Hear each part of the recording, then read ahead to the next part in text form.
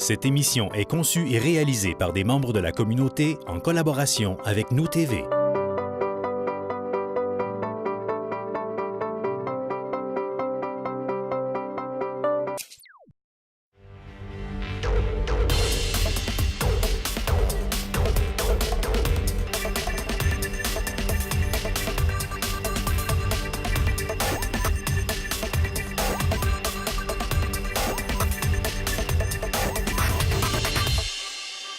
Bonjour à vous et encore une fois, merci d'avoir accepté cette invitation à Alma en mouvement. Pour cette édition-ci, écoutez, on va aller faire un petit tour, rencontrer le maire Marc Asselin. Pour quelle raison? Bien, c'est simple, la ville d'Alma déposait récemment son bilan financier pour la dernière année. Et encore une fois, de très bonnes nouvelles, non seulement pour la ville, mais aussi pour ses citoyens, c'est-à-dire un surplus de plus de 5 millions de dollars. On va aller en discuter avec le maire Marc Asselin et parler aussi des prochains projets à se développer dans votre belle municipalité.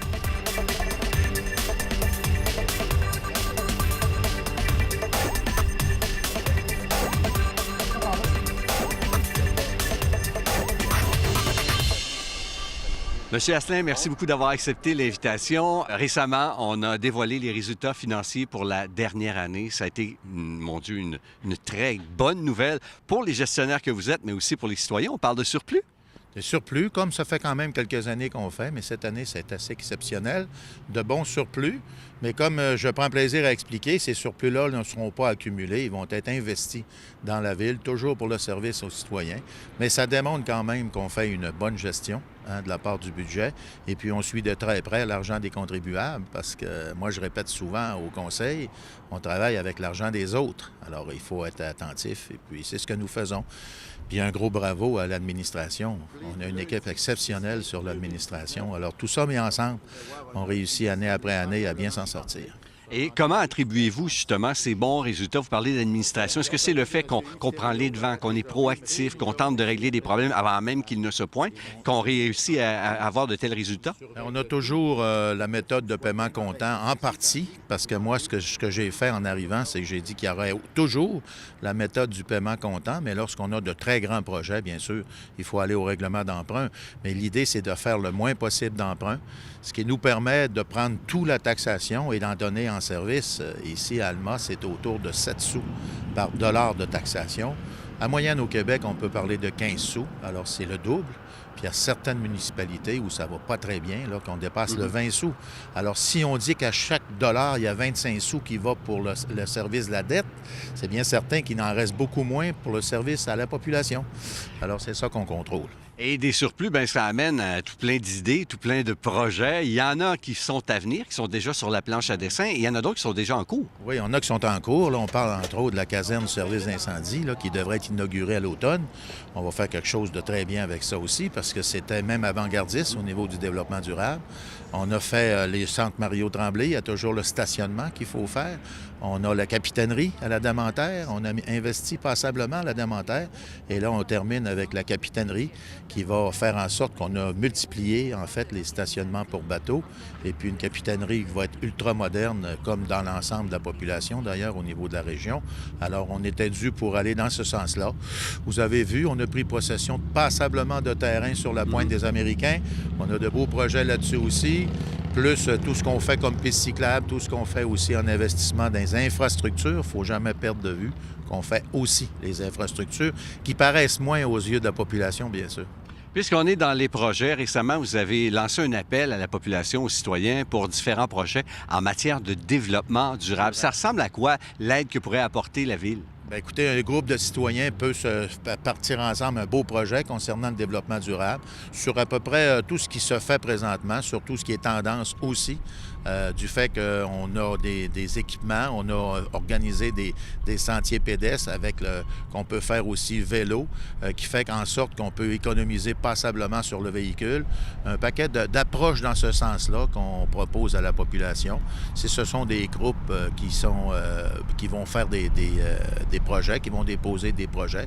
Ça peut aller jusqu'à 5 000 $ et individuellement, on peut aller jusqu'à 2 500 $, ce qui ferait l'équivalent d'à peu près 75 % des coûts reliés à ces projets-là. Puis c'est rendu passablement populaire à ce qu'on entend présentement. Ça fait pas tellement longtemps qu'on les a annoncés, Vous avez qu'à regarder sur le site Internet de la Ville pour tous les détails, mais je pense que ça va être assez populaire auprès de la population. Et on a de la place pour combien de projets annuellement? Bien, écoutez, on n'a pas fait d'estimé comme tel. Présentement, là, ce qu'on attend, c'est de voir comment la débrouillardise des gens va faire en sorte qu'on en aura de plus en plus déposés. Bien certain que si tous les gens font un dépôt, il va peut-être falloir tirer au sort ou freiner. Mais pour l'instant, on a des sommes quand même réservées qui peuvent recevoir passablement de projets. Parlant de recevoir, vous avez reçu récemment à la municipalité une compétition de drones. Comment ça a été? Écoutez, c'est notre quatrième. Mine de rien, c'est la quatrième qu'on fait. Moi, je suis très fier de ça parce que c'est un centre qu'on a développé petit pas à petit pas. Présentement, on avait 13 universités qui venaient de partout au Canada, 150 ingénieurs qui sont venus faire des démonstrations de compétition pour des drones et surtout des appareils embarqués, comme on dit, c'est-à-dire des appareils nécessaires pour que le monde de l'industrie, entre autres, puisse utiliser ces drones. Alors, il y a eu des recherches qu'ils ont dû faire avec leurs appareils. Tout et chacun ont passablement fabriqué eux-mêmes les appareils. C'était de voir les jeunes travailler en salle avant d'aller faire les démonstrations sur le terrain. Et puis, année après année, les universités du Québec, entre autres, s'en sortent bien. Il y a eu 2 années, entre autres, que c'est Sherbrooke qui avait remporté la palme. Et puis cette année, on a eu McGill aussi qui s'est clairement identifié. Et puis les universités eh bien, viennent de Colombie-Britannique jusque dans l'Est du Canada. Assez impressionnant de voir ces jeunes-là se débrouiller. Et c'est dans leur génération. C'est des voir aller avec ça, sont à l'aise avec ça comme ça se peut pas. Est-ce qu'on est encore surpris dans les autres municipalités, dans les autres provinces, de voir que c'est Alma qui a le centre d'excellence des drones? On fait surtout des envies. Dernièrement encore, j'ai parlé, j'arrive du colloque de l'Union des municipalités, et puis il y a des municipalités présentement qui aimeraient bien avoir le genre de projet que nous avons ici, mais avec Aéro Montréal et le gouvernement fédéral, c'est bien certain qu'ils doivent les limiter. On est les seuls présentement au Canada. L'Ouest canadien est en train de s'en monter un, mais jamais à notre mesure qu'on a présentement. D'ailleurs, les universitaires le disent bien, quand ils viennent ici, ils se sentent gâtés parce qu'ils ont tout ce qu'il faut pour faire de bons avancements et de bonnes recherches.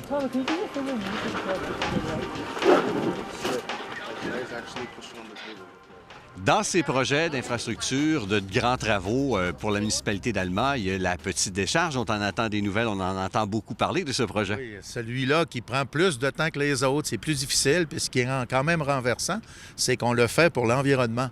Mais en même temps, c'est très difficile. L'environnement, c'est sévère. Et puis nous, ce qu'on veut, ça fait longtemps qu'on le dit d'ailleurs, on a un projet établi depuis une quinzaine d'années, c'est qu'on veut que la rivière la remette à la nature. C'est une rivière qui a été emmurée parce que c'est une rivière qui servait à polluer par la papetière, mais maintenant, ce n'est plus le cas. Et puis, on veut que cette rivière-là revienne à la nature. Le projet est quand même bien entamé. La première étape a été la passerelle. Vous voyez que la passerelle fait quand même son effet. Mais là, on veut vraiment aller dans la rivière, refaire des murs, refaire des cascades et tout ce qui s'ensuit avec ça. Alors, on attend toujours le support, parce que ça va prendre le support du gouvernement aussi. On parle de projets là, autour de 4 à 5 millions supplémentaires. Alors, mais on travaille fortement. Je ne sais pas, là, on est en campagne électorale fédérale. Possible là, que ça sorte un peu plus au niveau des aides financières. Mais on lâche pas le morceau, on travaille fortement là-dessus. Est-ce qu'il y a des premiers jets qui ont été faits? Est-ce qu'il y a eu des recommandations, des changements qui ont été faits par le ministère de l'Environnement lui-même? On a fait des démarches. Le ministère de l'Environnement est venu faire des premières analyses lorsqu'on a fait la passerelle, qui ont été un peu plus longs que prévu. Mais il reste que ça va en prendre probablement d'autres autorisations aussi. Et ça dépend toujours des produits qu'on doit mettre dans la rivière qui font en sorte qu'ils doivent être acceptés ou non au niveau environnemental. Alors, mais je pense que c'est surtout la question monétaire. Quand on aura l'aide avec les programmes qui sont spécifiques à ça, on parle du gouvernement fédéral dans ce côté-là, ça devrait être capable de déclencher le processus pour terminer ce projet-là. Ça fait longtemps qu'il est sur la table. Oui, effectivement, les citoyens ont bien hâte de pouvoir en profiter, ne serait-ce que pour l'œil, pour la vue. Ben oui. Puis en même temps, c'est tendance. Là, écoutez, la rivière, nous, ce qu'on veut, c'est qu'elle se remplisse, qu'elle garde son eau. Parce qu'on voit que les cascades, à tout bout de champ, il n'y a plus de retenue. Alors l'eau, la rivière est toujours vide de ce côté-là. Nous, ce qu'on veut, c'est que le bassin soit suffisant pour garder, entre autres, là, les poissons à l'intérieur et les oiseaux qui viennent le matin, entre autres, les grands échassiers, pardon. On en voit de plus en plus dans cette rivière-là. Alors, c'est ça qu'on veut faire.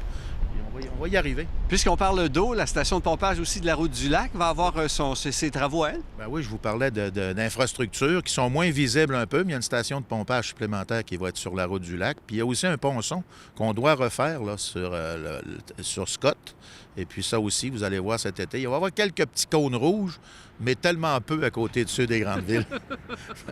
Mais il reste que ça fait partie des infrastructures, effectivement. Et puisqu'on parle d'eau potable, station de pompage, l'eau, c'est rendu en quelque sorte, je vous dirais, très préoccupant. On veut éliminer les bouteilles de plastique. Où se classe l'eau d'Alma, l'eau de l'aqueduc d'Alma? Au niveau de l'eau potable, on a quand même une des meilleures qualités d'eau potable. Le fait qu'on a réussi jusqu'à maintenant à sauver les compteurs d'eau, c'est qu'on a fait des campagnes de réduction d'eau potable au niveau des services, mais en même temps, on a utilisé à la bonne escient l'eau de la ville, parce que c'est une eau de qualité. J'en profite d'ailleurs pour dire à la population de faire attention, parce qu'on sait que l'environnement, j'ai entendu, moi, dans les discussions au colloque, que l'environnement va arriver avec des nouvelles normes qui vont être encore plus sévères que celles que nous avions, puis qu'on avait réussi à atteindre. Mais là, si à un moment donné, les normes sont encore un peu plus sévères, puis qu'on ne fait pas suffisamment attention, c'est possible qu'on soit obligé de parler de compteurs d'eau, puis c'est ce qu'on ne veut pas, mais là, la population devra nous aider, bien sûr. Et puisqu'on est dans les travaux, on est devant l'hôtel de ville. Est-ce qu'il y a encore du rajeunissement à faire ici? Oui, bien, vous avez vu, on avait refait passablement les joints de ciment parce qu'il y avait des sections, entre autres, que les blocs étaient libres. Il fallait à tout prix refaire tout ça. Puis à l'intérieur aussi, il y avait de l'eau qui pénétrait. C'est un édifice patrimonial, hein, c'est bien certain qu'il faut que ça soit restauré. Et c'est ce que nous sommes en train de faire. On a travaillé fort à regarder là, les plans et devis. Et il y a des choses qui devront être faites. Là, on parle, entre autres, de la ventilation qui est passablement usée, puis aussi l'air climatisé dans les étages, qui est loin d'être bien distribué. Alors, tout ça mis ensemble, on devrait être capable de faire un retour à la jeunesse de cet édifice qui fait partie de l'histoire de la ville, bien sûr.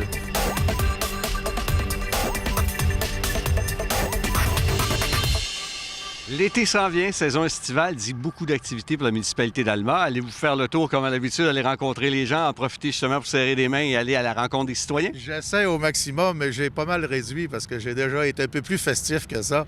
Mais il reste que ça demande beaucoup, bien sûr, mais je fais le plus que je peux faire parce qu'on a le Festiram, Tam Macadam, le Festival de l'humour, de la bière. Écoutez, en ville, à Alma, durant l'été, il n'y a pas un fin de semaine qui n'est pas occupé. Alors, c'est important de le dire parce que certains pensent des fois qu'à Alma, il ne se passait rien. C'est tout le contraire. À Alma, c'était effervescent semaine après semaine, tant qu'on a de la belle température. Puis là, ça fait longtemps qu'on attend après présentement. Alors, ça devrait être très participatif durant l'été. Monsieur Asselin, je vous souhaite justement un bel été. On aura probablement la chance de se reparler d'ici là, mais profitez-en bien. Ben oui, puis à vous tous, puis à la population, allez-y, là. On va ouvrir la machine, comme on dit. Il va y avoir encore une grande nuit cette année, toujours. Merci beaucoup, monsieur Asselin. Un plaisir.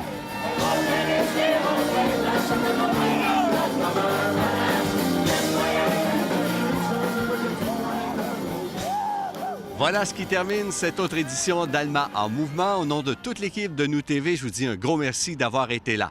Restez des nôtres parce que dans les prochaines secondes, vous aurez droit à votre conseil municipal. Et quant à nous, on se donne rendez-vous pour la dernière de la saison.